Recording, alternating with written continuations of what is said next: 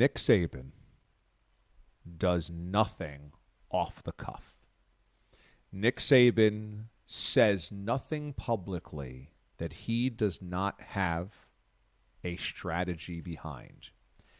Every part of Nick Saban's program has been thought through.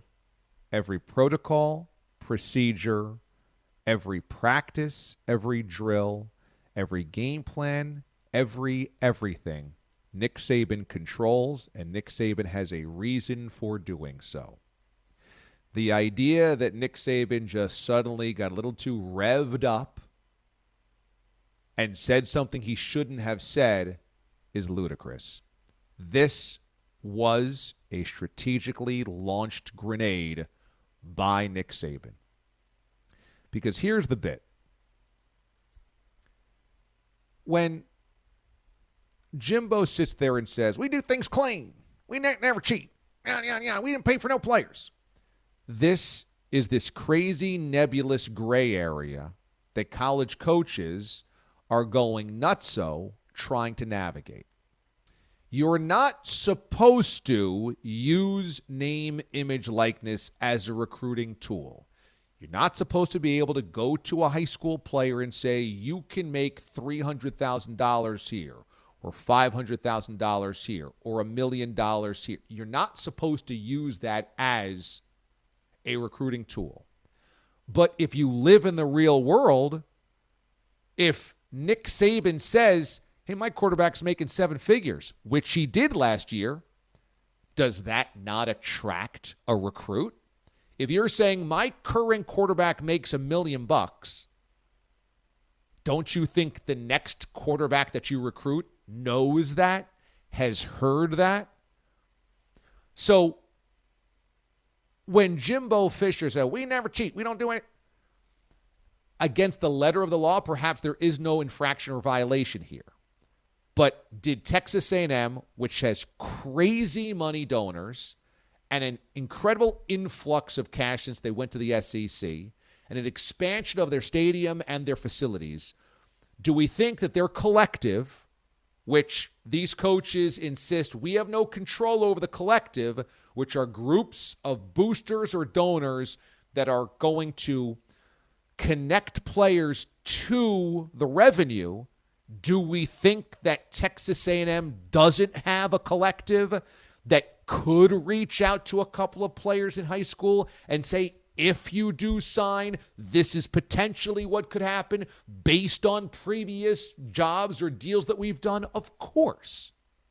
Nick Saban is pulling a pin and throwing the grenade, hoping that it blows up like it did to draw attention to Texas A&M's recruiting class that he feels was stacked in a different way than his class.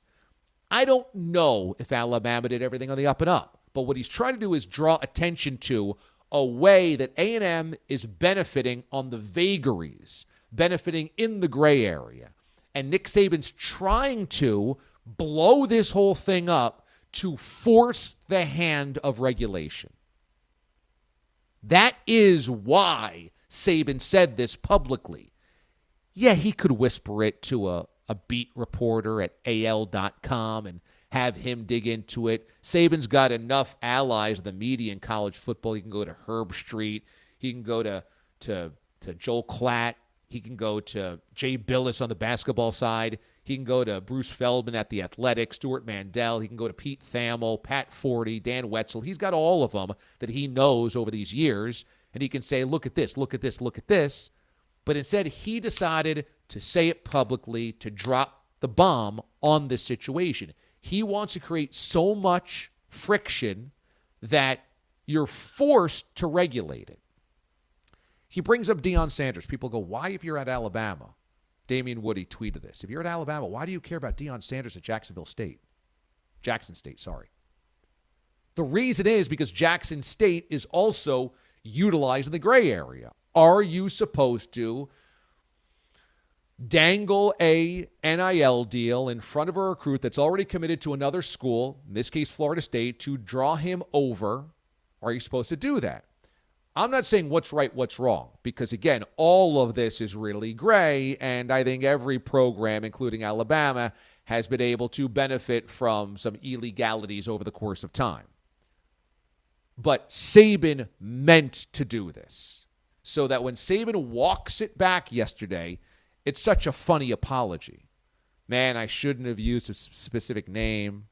I'm not against NIL. I'm for players earning money.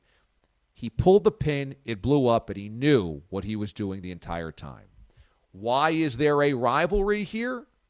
Well, number one, remember, Jimbo Fisher coached under Nick Saban. He was an assistant coach.